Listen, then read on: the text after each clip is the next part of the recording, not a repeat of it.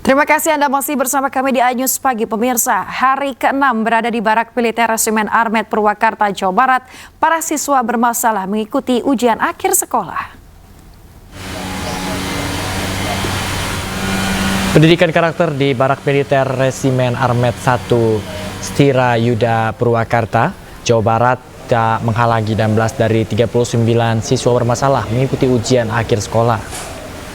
Para siswa kelas 9 memasuki ruangan untuk ujian dan diberikan jarak satu dengan yang lain agar bisa menjawab soal dengan mandiri.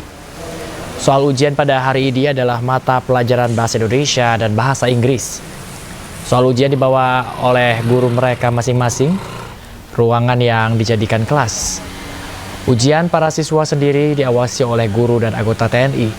Sementara itu para siswa kelas 7 dan 8 tetap menjalankan kegiatan baris berbaris di lapangan.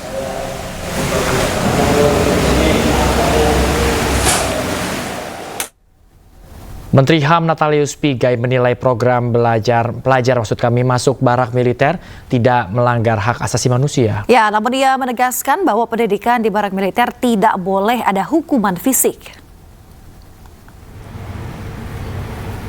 Pemirsa, Kementerian HAM menilai kebijakan Gubernur Jawa Barat Deddy Mulyadi yang memasukkan pelajar bermasalah ke Barak Militer tidak melanggar hak asasi manusia. Dengan catatan tidak ada hukuman fisik yang diberlakukan pada para pelajar oleh tentara pembimbing di Barak. Menteri HAM Natalius Pigai mengatakan hal itu didasarkan pada alasan kebijakan Pemprov Jawa Barat yang hanya ingin mendidik disiplin pelajar, bukan mendidik pelajar secara militer. Kementerian HAM juga meminta Kementerian Pendidikan Dasar dan Menengah untuk mengeluarkan peraturan agar program pelajar bermasalah masuk Barak bisa dijalankan di seluruh Indonesia.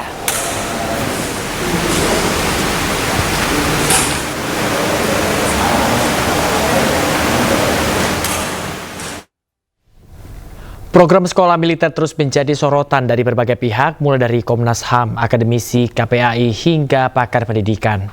Menanggapi hal itu, Deddy Mulyadi mengajak Komnas HAM dan KPAI untuk sama-sama menangani anak bermasalah dengan program masing-masing. Pro kontra kan bagus, artinya bahwa apa yang saya lakukan diperhatikan. Nah kemudian kan ada kecemasan atau kekhawatiran karena di lembaga atau tempat militer, tempat pendidikan militer, ya kan? Karena dianggap anak-anak ini tidak punya kewajiban atau tidak punya keharusan, bahkan dianggap tidak boleh militer memberikan pendidikan pada anak-anak remaja, ya kan? Tetapi menurut saya, pertama, tentara ini banyak ngajar loh di daerah-daerah terpencil. Yang kedua, SMA Taruna Nusantara itu tertentara loh, pelatihnya, gurunya. Ketiga, sekolah-sekolah yang yayasannya di bawah TNI, itu SMA dan SMK, itu tentara loh gurunya. Nah yang keempat, Paskibraka ini, pramuka ini banyak dilatih oleh tentara, gitu loh. Jadi kan bukan barang baru. Nah, kemudian yang berikutnya adalah kritik itu saya sampaikan begini, daripada kita ribut-ribut ngeramein urusan hanya dalam wacana, perdebatan tidak berakhir, mending yuk kita tangani bersama-sama, ya kan? Provinsi Jawa Barat gubernurnya misalnya nanti menangani 1.000 orang anak-anak yang berperilaku khusus. Nanti Komnas HAM nanganin berapa, KPAI nanganin berapa dengan metodologinya masing-masing. Di antara metodologi itu nanti kita uji mana yang paling sukses, itu lebih baik. Atau saya yang mengundang Komisi 10, KPAI, Komnas HAM berkunjung saja ke Barak tempat pelatihan. Pemirsa, Menteri BUMN Erick Thohir menegaskan korupsi yang dilakukan Direksi BUMN kedepannya akan ditindak oleh Deputi BUMN yang khusus menindak kasus korupsi di BUMN. Sementara Menteri Hukum Supratman Andi Aktas menegaskan bahwa pejabat BUMN tetap bisa diproses secara hukum.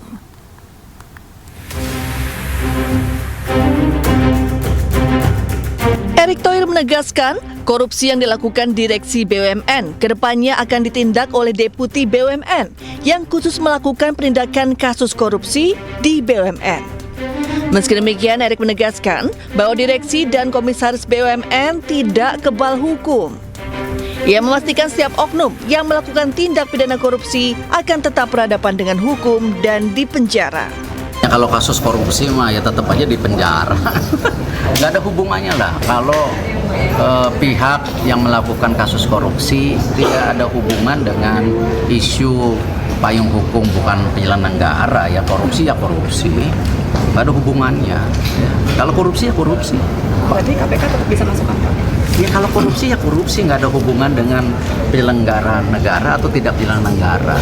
Itu kan jelas. Kalau korupsi jelas. Yang sedang justru saya dengan KPK dan pihak kejaksaan mendefinasi ya seperti apa yang namanya kerugian negara atau kerugian korporasi, supaya kita sama-sama duduk baik. Apalagi kan sekarang yang namanya Kementerian BUMN salah satu tugasnya itu pengawasan dan investigasi juga. Jadi sama-sama mirip. Karena itu di SOTK yang terbaru ya nanti Deputi BUMN kan menambah dari 3 ke 5 ya Pak Sesmen ya. Salah satunya fungsinya tadi menangkap korupsi. Itu. Nah, itu yang kita tidak punya ekspertis. Ya, makanya kita sama KPK, kejaksaan, siapa tahu kita akan menarik ya individu dari mereka untuk duduk di bawah kementerian gitu. Menteri Hukum Supratman Andi Aktas juga menegaskan bahwa jajaran direksi dan komisaris BUMN tetap dikenakan proses hukum jika terbukti melakukan tindak pidana, terutama korupsi. Perseteruan Lisa Mariana dengan mantan Gubernur Jawa Barat Ridwan Kamil terus berlanjut pemirsa. Lisa secara resmi mengajukan gugatan ke Pengadilan Negeri Bandung.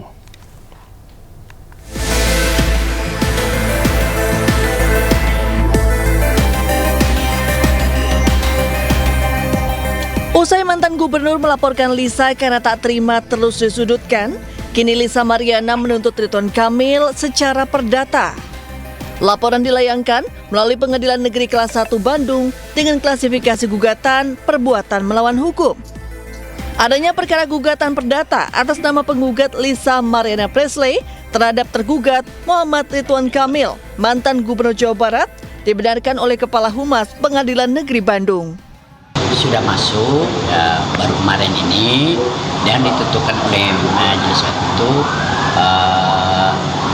hari Senin Selasa tanggal 26 ya. 26 ya. Isi gugatannya apa sih Pak? Perbuatan melawan hukum, masalah bawa anak Isya itu anak dari Ridwan Kamil. Perseteruan yang melibatkan mantan Gubernur Jawa Barat dengan model majalah dewasa ini mencuat setelah Lisa menggugah serangkaian bukti ke media sosial yang menunjukkan adanya hubungan di antara keduanya di masa lalu. Ia mengaku telah memiliki seorang anak dari hubungan tersebut, namun tidak mendapat nafkah maupun tanggung jawab dari RK. Dari Bandung, Jupita Melana, iNews melaporkan. Pemirsa, anggota Komisi 10 DPR RI Ahmad Dhani dilaporkan ke Mahkamah Kehormatan Dewan atas dugaan pelanggaran etik. MKD sendiri telah memeriksa pihak pengadu. Musisi Ryan Pono melaporkan musisi Ahmad Dhani ke Mahkamah Kehormatan Dewan terkait dugaan penghinaan marga. Sebelumnya, Ryan Pono telah melaporkan Ahmad Dhani ke Bareskrim Mabespori. Ryan mengaku tak terima marga dalam namanya kembali diplesetkan dengan kata-kata yang tidak pantas. Terkait laporan tersebut, Mahkamah Kehormatan Dewan telah memeriksa pelapor. Menurut Wakil Ketua MKD, ada 2 kasus yang diperiksa. Kasus pertama terkait pernyataan Ahmad Dhani saat rapat Komisi 10 DPR RI bersama PSSI yang dianggap mengandung muatan rasis. Sementara kasus kedua terkait pernyataan memplesetkan marga Pono menjadi porno yang dilaporkan oleh musisi Ryan Rohi Pono alias Ryan Pono. Pengadu pertama Joko Swarovski ya. Ya, Joko Swarovski ya. Menyampaikan keprihatinan dan keberatannya bahwa pernyataan-pernyataan seorang anggota DPR di dalam rapat dengar pendapat ya terkait dengan pembahasan waktu itu Timnas ya yang dihadiri oleh Ketua PSSI menyampaikan pendapat-pendapatnya yang terselip ada narasi berbau rasis. Ini adalah bentuk keseriusan kami bahwa kami menganggap isu ini adalah isu yang serius, isu yang dilakukan bukan hanya oleh seorang musisi, tapi Ahmad Dhani adalah memiliki entitas baru, yaitu sebagai anggota. Pemirsa, Bupati Indramayu, Luki Hakim saat ini menjalani sanksi berupa magang selama 3 bulan di Kementerian Dalam Negeri. Sebagai konsekuensi atas pelanggaran kepergiannya ke Jepang tanpa izin dari Gubernur Jawa Barat.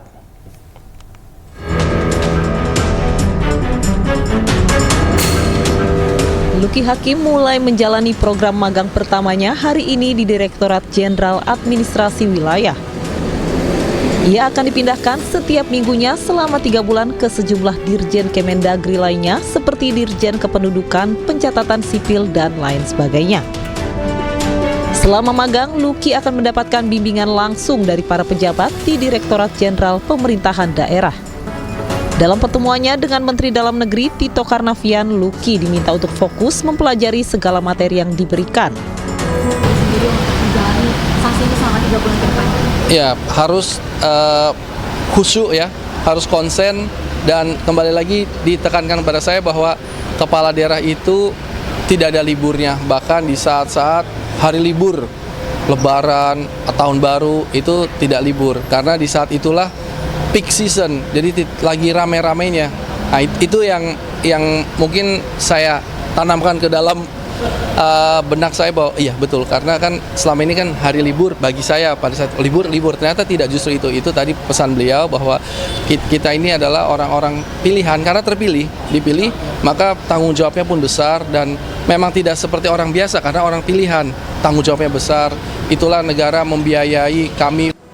Selanjutnya, Luki akan mendalami materi administrasi kewilayahan hingga pelayanan publik. Selain magang, Luki Hakim juga diwajibkan menggunakan transportasi umum selama menjalani sanksi guna mendukung efisiensi anggaran. Dari Jakarta, Jessica Winoto, Jemi Jasin, iNews melaporkan. Pemirsa, sebelumnya viral Bupati Indramayu Luki Hakim berlibur ke Jepang tanpa mengantongi izin dari Kemendagri. Luki akhirnya dipanggil Menteri Dalam Negeri dan menjalani program magang selama 3 bulan.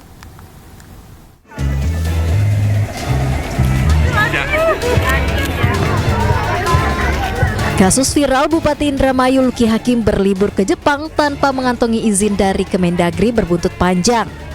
Viralnya liburan Luki Hakim diketahui melalui unggahan Deddy Mulyadi yang menyentil liburan Luki Hakim ke luar negeri di waktu cuti libur Lebaran. Dalam unggahannya, Deddy menyebut jika nanti liburan lagi harus meminta izin terlebih dahulu. Deddy Mulyadi juga menyebut jika pelesiran Luki Hakim menyalahi aturan Kementerian Dalam Negeri. Itu juga di WA dia sudah jawab, dia meminta maaf karena dia pergi ke Jepang untuk memenuhi janji terhadap anak-anaknya. Kan itu yang saya sampaikan. Tapi saya jelasin Pak Luki, memang kita ini hari ini adalah pejabat negara. Jadi karena pejabat negara terikat oleh peraturan negara. Nah, walaupun itu keinginan anak-anak, hak kita untuk memberikan kebahagiaan bagi anak-anak kita. Tapi kan bahagia tidak mesti di Jepang. Luki Hakim akhirnya mengakui bahwa ia kurang teliti dalam memahami perizinan yang sempat diajukan stafnya. Sementara Luki siap menerima sanksi, meski dirinya tidak ada niat untuk melanggar aturan. Tim Liputan iNews melaporkan. Presiden ke-7 Republik Indonesia Joko Widodo angkat bicara terkait usulan dicopotnya Gibran Rakabuming Raka dari kursi Wakil Presiden oleh Forum Purnawirawan TNI. Jokowi menyebut tuntutan Purnawirawan TNI sebagai bentuk aspirasi, namun pasangan Prabowo Gibran merupakan pilihan rakyat. Boleh-boleh saja, itu kan aspirasi.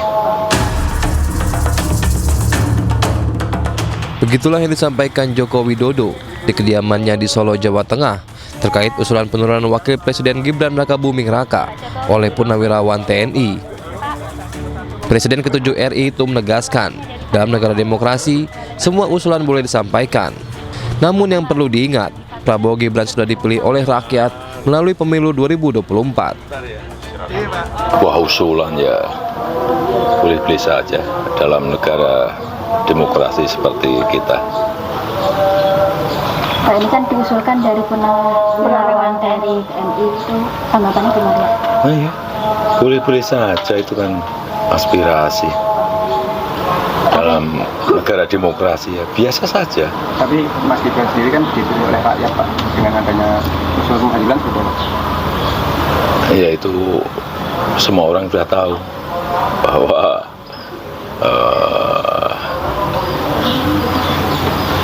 Pak Presiden Prabowo Subianto dan Pak Wapres Gibran Rakabuming Raka sudah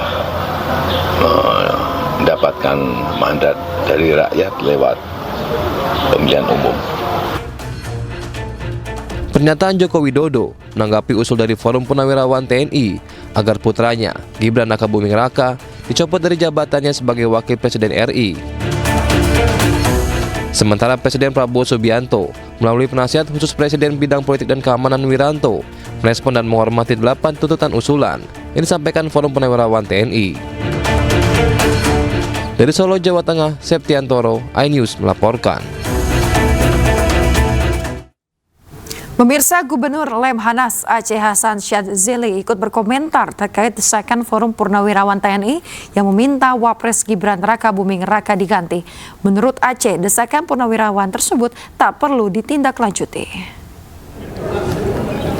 Aceh mengatakan penetapan Gibran sebagai Wakil Presiden RI periode 2024 hingga 2029 merupakan pilihan rakyat dari hasil pemilihan Presiden 2024.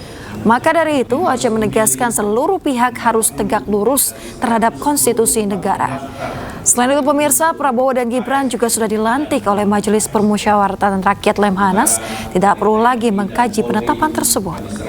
Sesuai dengan itu tentu bagi kami kita harus tegak lurus terhadap konstitusi negara kita, di mana keputusan terkait dengan pasangan Bapak Prabowo Subianto dengan Mas Gibran Rakabuming Raka adalah keputusan dari.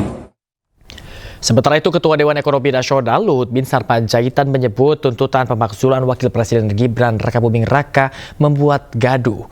Purnawirawan TNI tersebut juga menyebut tuntutan pemakzulan Gibran kampungan. Ada itu apa sih? Kita ini harus kompak gitu aja sekarang. Ini keadaan dunia begini, ribut-ribut gini kan kampungan itu. Kita harus fokus gimana mendukung pemerintahan itu dengan baik. Berarti sama sekali Presiden Prabowo itu tidak menegur Panglima TNI terkait mutasi Panglima? Pemirsa, dalam program Rakyat Bersuara, Waketum Prabowo Mania 08 Andi Azwan menyebut isu pemakzulan Wakil Presiden Gibran Rakabuming Raka ini sudah direncanakan. Menurut Andi Azwan, mereka yang merencanakan tersebut merupakan kelompok yang benci dengan keluarga Jokowi. Artinya ini ujuk-ujuk, ini ada perencanaan sebetulnya. Dari yang namanya ijazah, terus kemudian ada penawaran, kemudian ujung-ujung pemakzulan. Kan begitu. Ini kalau kita lihat ya, sasaran memang tembaknya itu mereka ini pembenci-pembenci dari keluarga Pak Jokowi. Ini ada 3 kriteria sebetulnya itu. Satu ya kelompok sayap kanan ya, yang kemarin ya dibubarkan, gitu ada 2 kan dibubarkan itu, HTI dan FPI. Ya mereka tidak puas, maka mereka geruduk lah rencananya, tapi gagal kan geruduk itu. Yang kedua ya, yang secara politik dan ekonomi, ada yang didiskreditkan secara politik ya. Ya kalau didiskreditkan secara politik ini, yang lawan-lawan kemarin lah kontestasi. Ya, sebetulnya mereka juga masih dongkol, kenapa gua kalah gitu loh. Ya kan itu begitu. Yang ketiga ini kan ada yang periuk-periuknya ini hilang secara ekonomi. Anda mengatakan ini pasukan sakit hati gitu? Ya garis besarnya begitulah. Oke. Sebetulnya semacam itu. Nanti dibilang Bung Refli pertanyaan bodoh itu. Loh nggak apa-apa pertanyaan bodoh, itu kenyataan yang ada. Ya lucu, begini loh. Ini statement bodoh. Terserah bisa itu, tapi itu kenyataan yang dihadapi. Kenapa? 58% loh penduduk Indonesia memilih pasangan duit tunggal ini. Prabowo dan pakai itu Pak. Pak itu ada Pak. Lihat di KPU Pak. Di KPU Pak, lihat di KPU. Kita berdasarkan di sini adalah mengenai data-data. Maka Pak, saya bilang saya respect sekali Pak. Mohon saya juga diberikan untuk memberikan penjelasan kepada Bapak. Tapi ya? Bung Andi, saya nggak setuju kalau Bung Andi bilang Purnawirawan ini dibilang sakit hati. Salah. Ini dibilang biasa, tadi kan saya bilang ada 3 kriteria. Atau kehilangan apa tadi sumber-sumber rezekinya. Ini bukan masalah. Enggak, saya nggak setuju. Loh, saya nggak setuju. saya katakan Purnawirawan? Ada 3 kriteria.